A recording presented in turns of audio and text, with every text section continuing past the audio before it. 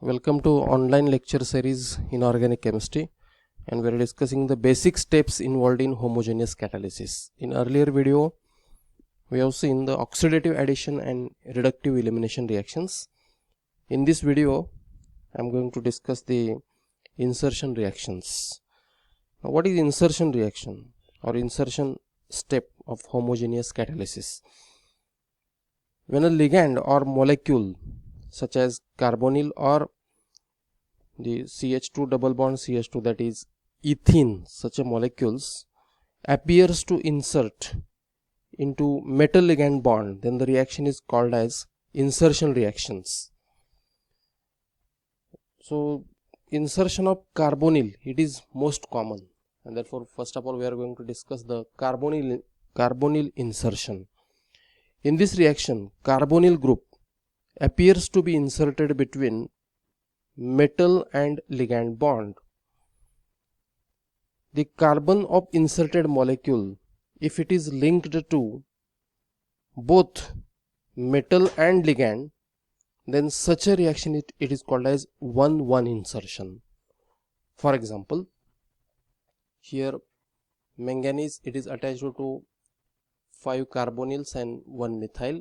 When it comes in contact with another carbonyl molecule, then this carbonyl molecule, it is inserted between manganese and methyl group, and you can see here carbonyl, it is inserted between manganese and methyl. Other carbonyls remain as such.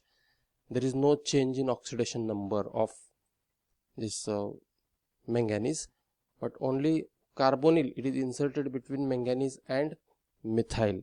And here most important thing is the carbon, this carbon of inserted molecule, it is linked to or attached to manganese and methyl, and therefore it is 1-1 insertion. Now another example of 1-1 insertion is CO2 insertion.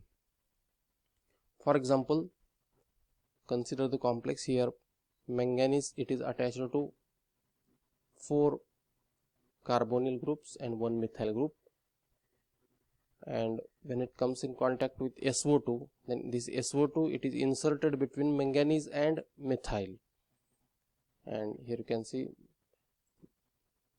SO2, it is inserted between manganese and methyl. This sulfur, again it is attached to manganese and methyl, and therefore this is 1-1 insertion. 1-1 insertion. So in 1-1 insertion, the atom of inserted group, maybe carbon, sulfur, like that, it is attached to metal and ligand, other ligand. This is 1-1 insertion. Now consider the example of 1-2 insertion. So in 1-2 insertion, normally, or this type of insertion, it is common in the ligands with or dihaptic ligands,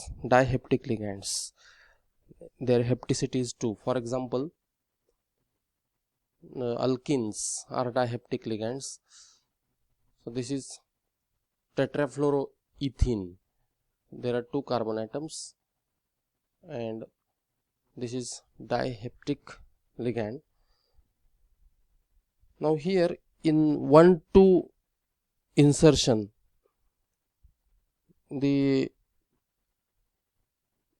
after insertion, the metal, that is cobalt and hydrogen, it is attached to 2 different atoms of this molecule, and therefore this is 1-2 insertion. For example, after insertion of this molecule, here you can see carbon 1, it is attached to cobalt, and carbon 2, it is attached to hydrogen. So 2 different atoms of inserted molecule, these are attached to molecule and the hydrogen or ligand. This is hydride ligand, and therefore this is the 1-2 type of insertion. So in 1-2 type of insertion, metal and X, that is ligand, attached to different carbons, and hence it is 1-2 insertion. Okay, so In this case actually there is an involvement of migration of hydrogen atom. This hydrogen is migrated. Okay, so now next important step is migratory insertion. What do you mean by migratory insertion? Especially we are going to discuss the alkyl migration. Now first of all, what are the features of this migratory insertion? During migratory insertion there is a migration of alkyl group. First of all, there is a migration of alkyl group from initial position, and it may be attached to any other ligand, say carbonyl. Methyl group migrated and attached to carbonyl. There will be no change in oxidation state of metal. Vacant coordination site is generated, which gets occupied by incoming ligand, and the groups undergoing migratory insertion, which must be cis to one another. So we'll take the example. Consider the molecule where manganese attached to 5 carbonyls and 1 methyl. So this is the example of direct insertion of carbonyl. This carbonyl, it is inserted in between manganese and methyl. Already this reaction we discussed earlier, and you can see here carbonyl, it is directly inserted between manganese and methyl. This is 1-1 insertion, and there is no any migration. This is the direct carbonyl insertion. Okay, this is 1-1 insertion. Now consider the same molecule, manganese attached to 5 carbonyls and 1 methyl. So initially this methyl, it is migrated to this carbonyl. You can see methyl is migrated to carbonyl, and there is a generation of vacant site at this manganese. So methyl is here now, it is attached to carbonyl, and vacant site is generated here. So after this alkyl migration, now carbonyl occupies this vacant site and we get this molecule. This is the new carbonyl. Okay, and this methyl, it is migrated to other position, and this methyl and this CO, where this methyl group is migrated, they must be cis to each other. And this is the new carbonyl. So this is what is migratory insertion or alkyl migratory insertion. Now what are the features of migratory insertion? There is no change in oxidation state of metal. There is a creation of vacant site which is occupied by incoming ligand. The two ligands undergoing migratory insertion must be cis to each other. This is most important. Then trans ligands never undergo migratory insertion. This migratory insertion, it is favored on electron deficient metal. If there are two different alkyl groups coordinated to the metal, then the alkyl group which is more electron rich will be better nucleophile for migration to the electron deficient carbonyl ligand. Out of methyl and ethyl, if two alkyl groups are attached to metal, one is methyl, other is ethyl, then ethyl migrates rather than the methyl, because ethyl is more electron rich. Even if migratory ligand is chiral, then the reaction usually proceeds with retention in configuration at chiral carbon. Bulky ligands enhance the rate of migration. The Lewis acids such as aluminum trichloride enhance the rate of migration. Carbonyl insertion usually takes place between the metal and alkyl group, but not in between metal and hydrogen, whereas alkene insertion is more common for metal hydrogen and less common for metal alkyl bonds.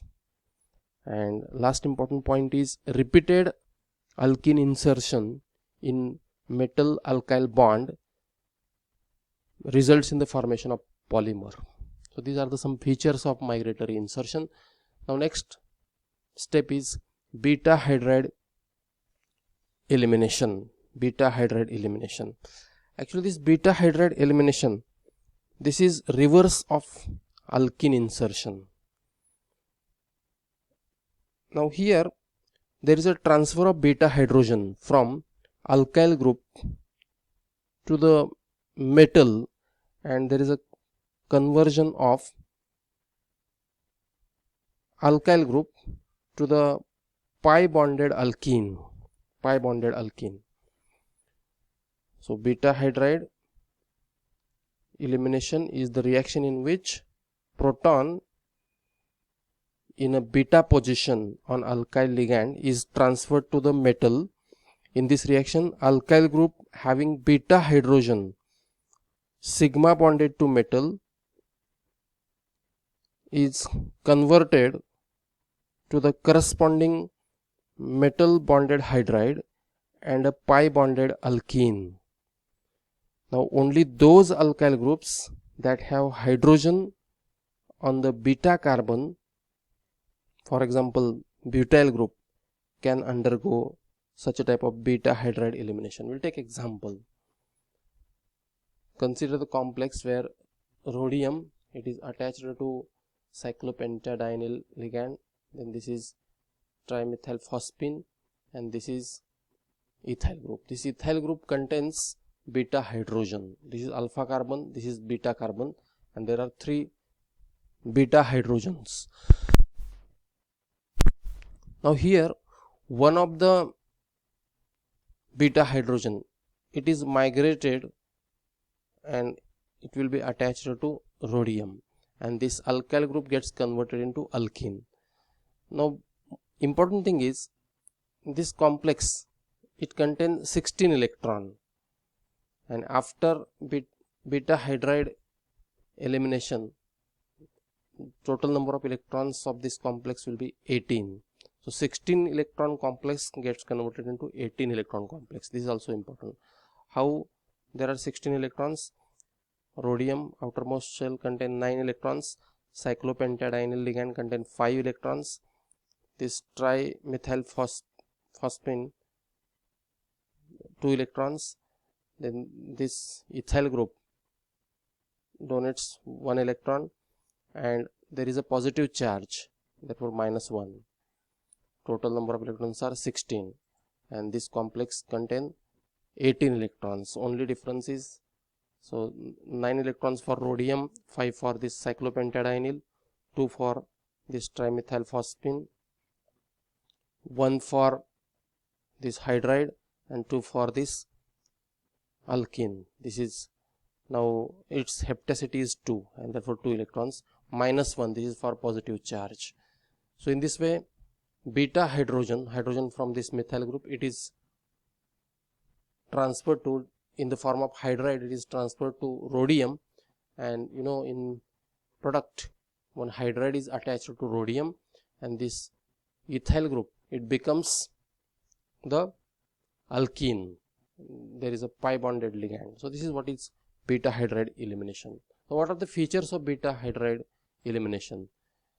Shown by 16 electron complexes, alkyl group must contain beta hydrogen, then alkyl group is converted into alkene, oxidation state of metal remains the same, there is no change, electron count increases by 2, and 18 electron complexes also shows beta hydride elimination after loss of ligand and creating vacant site. These are the some features of beta hydride elimination.